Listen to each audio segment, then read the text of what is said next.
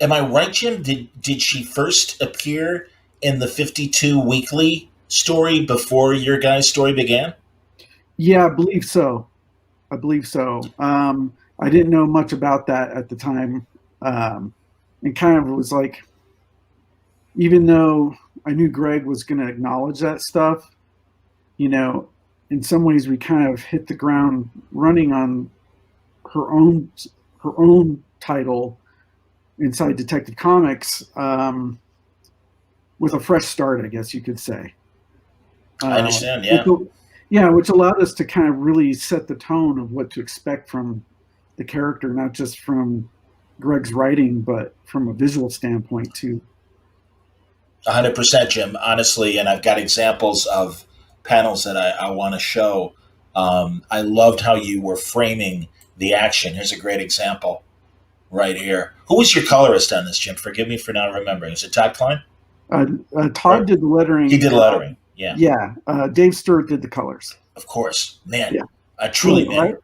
Yeah. Vivid, beautiful combination. Absolutely. And had the design existed before you came on, or did you design Batwoman's look?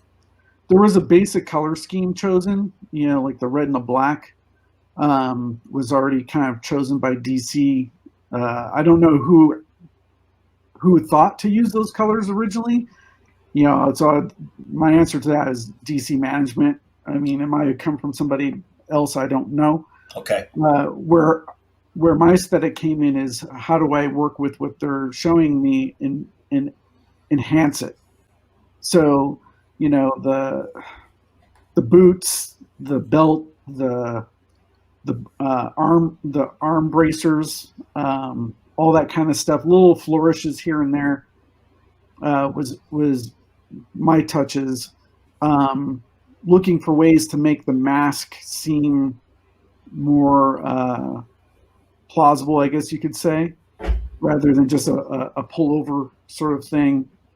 Um, Little flourishes like that. So tell me about, as we saw the example, and I'm going to bring up more examples. But tell me about this framing that you were doing. Now, this is an ad for, I assume, yeah, it's the first. It looks like it's an ad for the first trade. But just really interesting choices in terms of how you're setting up these panels. Um, I don't know. It's kind of hard to put into words, really. Uh, I don't know. I it's like, comics should have movement, and they've always been about movement. Frame A to B to C. Giving you a Yes. visual narrative. But I always try to find, if I can, if the scene allows, I try to find ways to enhance the fluidity of that. Sure. And sometimes that means taking like some of those examples, taking a shot and breaking down the action across a two-page spread, where you're setting the stage with the whole scene, but then the characters move through the scene, but the background is stationary. I'm with you. So it kind of that adds to the idea of how comics can be moving even though they're not.